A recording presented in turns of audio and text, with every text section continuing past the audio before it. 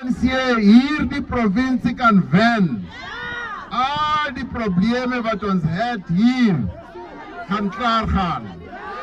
Nou sê ons, julle moet uitgaan op die 8de van Mei. Ons moet mooi gaan stem. As julle nie gaan stem nie, hierdie probleme sal nou aangaan. Daarom sê ons moet stem op die 8de van Mei, zodat die ANC-regering moet hier die provincie kom regeer.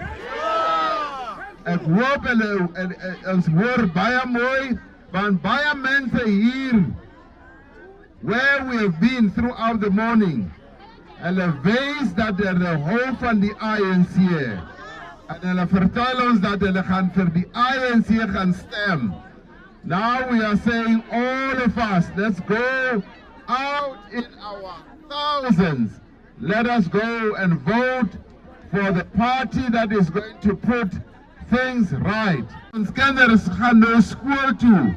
Hulle patal nie meer nie.